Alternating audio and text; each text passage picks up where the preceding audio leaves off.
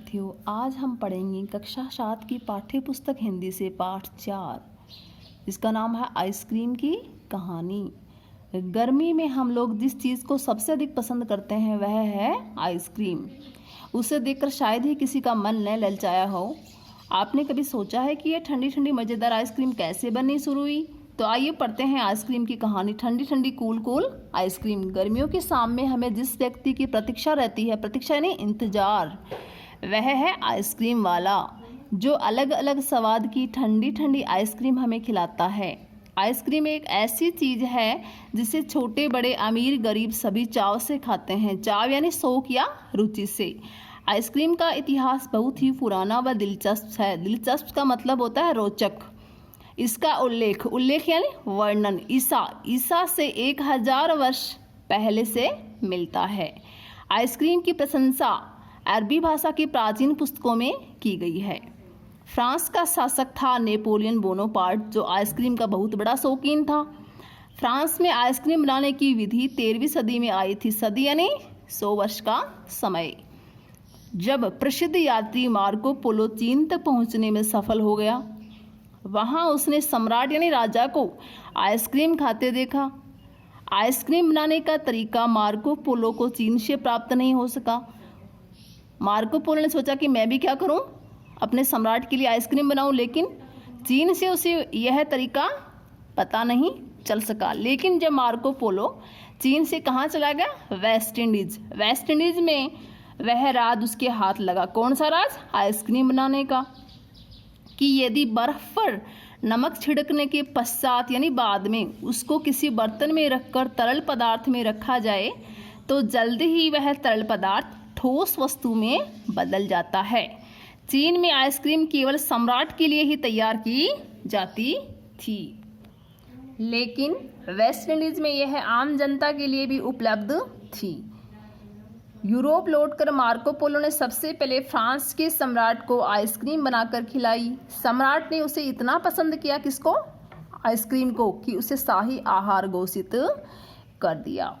17वीं शताब्दी में आइसक्रीम बनाने वाला विख्यात यानी मशहूर या प्रसिद्ध फ्रांसीसी कारीगर कौन था? ग्लादशा इंग्लैंड चला गया। इंग्लैंड के सम्राट ने जब ग्लादशा के हाथों की बनी आइसक्रीम खाई तो वह उंगलियां चाटता रह गया यानी वह बहुत ही स्वादिष्ट थी। सम्राट ने ग्लादशा को अपने यहाँ नौकरी पर रख लिया, किंतु उसके सामने एक शर्त रखी। क्या थी वो शर्त? ये शर्त ये थी कि इस शर्त पर कि किसी अन्य व्यक्ति के लिए वह क्या नहीं करेगा? आइसक्रीम नहीं बनाएगा। मात्र मेरे लिए, सम्राट के लिए ही वह आइसक्रीम बनाएगा, किसी भी अन्य के लिए वह आइसक्रीम नहीं बनवाएगा। ग्लादशा ने सम्राट का यह प्रस्ताव स्वीकार कर लिया। वह जल्द ही सम्राट का चहेता बन गया। चहेता नहीं, प्रिय। इस पर दरबार के कुछ लोग उसे ईर्ष्या करने लगे। ईर्ष्या यानी जलन की भावना रखने वाले कुछ दरबारियों ने ग्लादशा के विरुद्ध सम्राट से शिकायत की कि वह रिश्वत लेकर आइसक्रीम बनाने की विधि कुछ लोगों को बता रहा है। और सम्राट ने क्या किया? क्रोधवश ग्लादशा को फांसी पर चढ़ा दिया। उन दिनों आज की तरह बर्फ जमाने के साधन नहीं थे, यानी फ्रीजर वगैरह नहीं थे। उन दिनों बर्फ ठंडे देशों व ऊंचे पहाड़ों पर ही मिलती थी। रोम के सम्राट नीरो के लिए 3000 गुलामों का एक काफिला क्या होता है? यात्रियों का एक दल होता है, उसे काफिला बोलते हैं। काफिला तैयार किया गया था जो ठंडे क्षेत्रों से सम्राट के लिए बर्फ लाते थे। यह है ना हैरानी की बात? सन 1834 की बात है।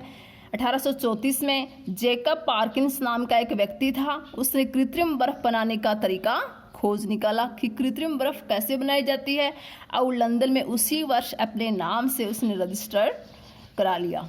जेकब पार्किंस ने उसके लिए ईथर का एक ढंग से उपयोग किया। ईथर क्या होता है? एक रसायन होता है, उसका नाम होता है ईथर।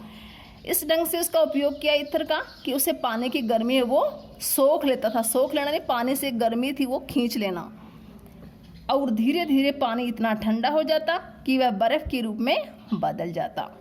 कृत्रिम बर्फ के आविष्कार से आइसक्रीम बनाना उतना दुष्कर यानी कठिन कार्य नहीं रह गया। इसके बाद आइसक्रीम बनाने की बहुत सारी समस्याओं का समाधान हो गया था।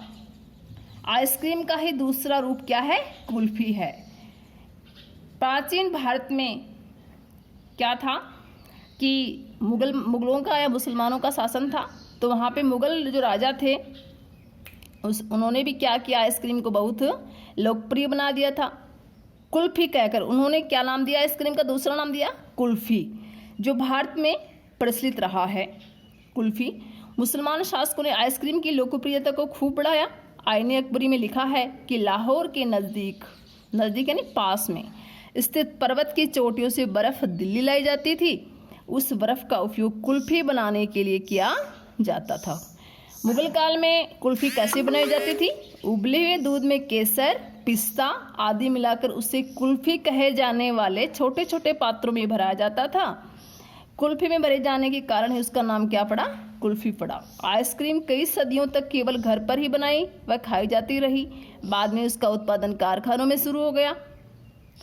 वर्तमान में विश्व में आइसक्रीम का सबसे बड़ा उत्पादक देश क्या है? अमेरिका है। अमेरिका में सबसे ज़्यादा इसका उत्पादन हो रहा है। तो ये पाठ हमने आज पूर्ण कर लिया है। अब इसके प्रश्न उत्तर हम करेंगे अगले वीडियो में। तब तक धन्यवाद।